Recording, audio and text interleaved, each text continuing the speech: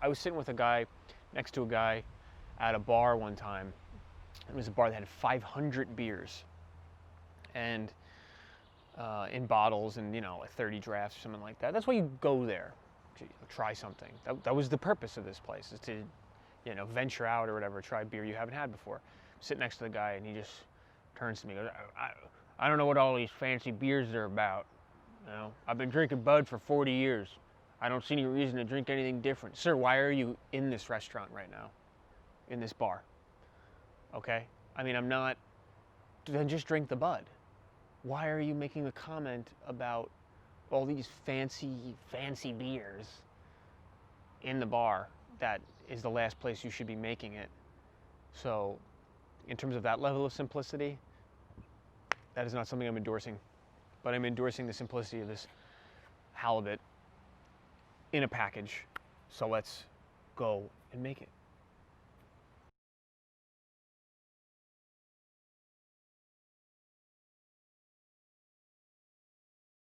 Okay, let's go ahead and start making this papilotte. What we're going to do is start with a little bit of butter, which has been softened at room temperature. It is a high-quality grass-fed Irish butter, if you know the one I'm talking about. Use that, because if you're going to put a lot of butter on here, so you might as well make it good. To the butter, we are going to need to add some chopped herbs. This mixture consists of flat leaf parsley, oregano, thyme, dill, and we're going to give that a pretty rough chop. We don't want to bruise the herbs, and we also don't want them to be kind of minuscule and little pieces of them. We want a lot of nice big swaths of herb contained within our package. I don't know if you can really truly bruise an herb, because sometimes I've had a chimichurri that's made in a blender, and I think that that's beyond bruising, yet the mixture and the sauce tastes pretty good. So I don't know. What do you think? This is anecdotal, but throw the herbs in your bowl with your softened butter, and into that you are going to microplane grate or chop fine a couple cloves of garlic to put into the mixture. So this will be a garlic herb butter mixture. Garlic was giving me a hard time here. Probably slipped out of my hands like 10 times. Look at that. Boom, it's down. Garlic down. But, it's not like the love-hate relationship I have with the mixer, but it can be a tricky item to turn into the sizes you want and the preparation you want. Anyway, who cares? So moving on to the actual mixing of the butter itself, just introduce a piece of machinery to it. If you got a hand mixer, that works great, or you could just probably use a whisk at that point because the butter's so soft, or a spatula. Now for this step, in terms of what we want for a final preparation of the fish before it goes in the oven, you're just going to want to take your butter and put it on a big piece of saran wrap and then roll up very carefully, making sure not to fold the plastic into the butter itself, so that when you take it off, you don't get any retained pieces of plastic. And then what we're going to do with this, after we have it wound into a tight cylinder or a butter log of sorts, we're just going to throw it in the freezer for about an hour so that it can firm up and we can cut through it with a knife. It could be a knife through cold butter. We don't want it frozen, because then it'll just turn into shards. We kind of want a normal butter consistency. You can use any potatoes you want, but I chose these small creamer potatoes, this mixture of red, purple, and mini Yukon potatoes. Dump them in a pot, cover them with some water, about an inch or so over the potatoes, and then you're going to throw them on your stove for less time than you would cook them for something like mashed potatoes. So they don't need to be soft. They still need to have a level of firmness retained, because they are going to go in the oven a second time to finish the cooking process. Next, again, vegetables. You could really put whatever vegetables you want in here, but what's better than the simplicity of the green beans, the French Haricot Vert, put in with the potatoes and the butter and the herbs, the lemon. That's where we're headed with this, right?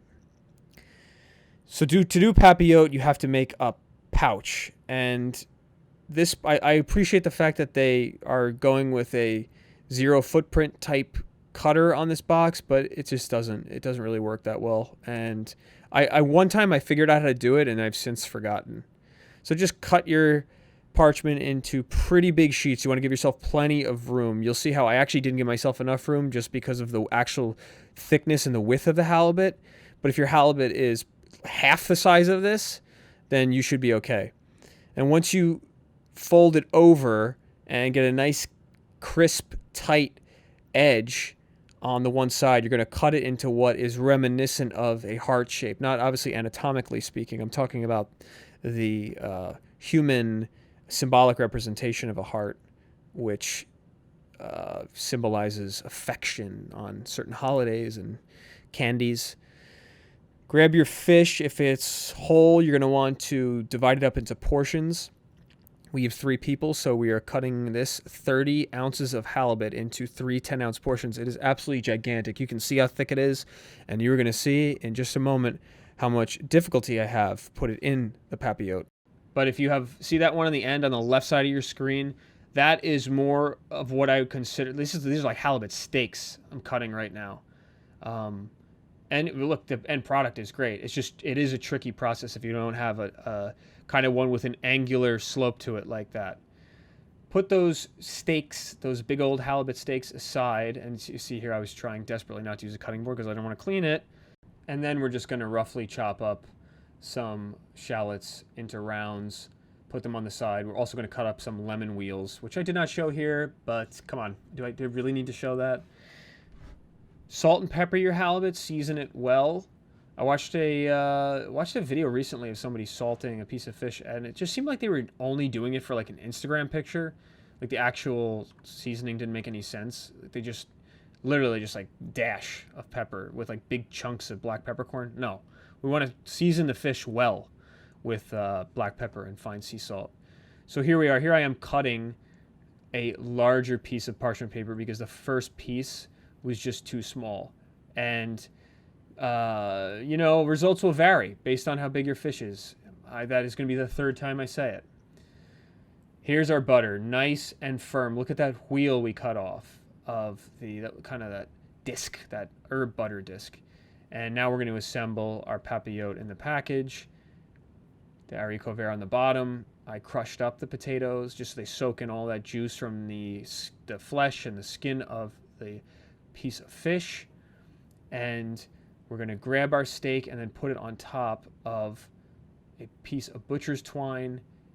Assemble our ingredients on top. Just a little couple pieces of shallot on top of the fish, followed by our lemon wheels, and then finally our disc, our herb butter disc, which will tie pretty kind of like a medium tight, because you can see it cuts right, the twine cuts right through the butter. So we just want to give a nice kind of firm tie to it so that it doesn't move, and it's going to melt, and it's just going to drip all of that butter fat into the fish. It's going to be absolutely incredible when it comes out of our oven, which I love so much. You guys know I love the oven. So let me give you guys a shot of what I'm doing here, but I'm just going to do a sample of the folding technique. And it's honestly, you just have to get it nice and tight, folding little corner over corner, flap over flap all around the package until at the end you're going to kind of tie it up and twist it like a screw to retain all of the moisture. It doesn't need to be perfect.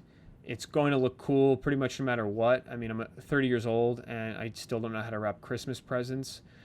And given the size of this fish, you might have some issues just like I did wrapping it up. You can see it leaning over there.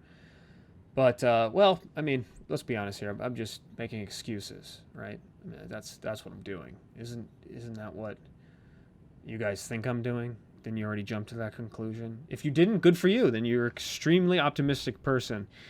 But yeah, at the end here, it does get a little tough. And if you noticed, I did squirt some white wine in there at the near the end. So you could do that too, or you could omit it. I think it helps the flavor a lot. So yeah, just do it. Just do it. Just don't put tequila in there or anything crazy, right? Here's the turning of the screw at the end, which is really critical to sealing in the moisture. So this morning I made a video for you guys of how well the seal holds together and the folds hold together. kind of irrespective of how lovely the actual folds look. I mean, this is going to be laying on a baking sheet, so it's definitely not going to fall open. It doesn't fall open with this vigorous shaking. I did my fish for almost 40 minutes, 35 minutes at 350 because they were so big, but they did reach the perfect internal temperature of 135. So your results may vary in terms of the time. But as long as you follow the instructions, according to me, you're going to get a really beautiful piece of fish, and the presentation is something to get super excited about.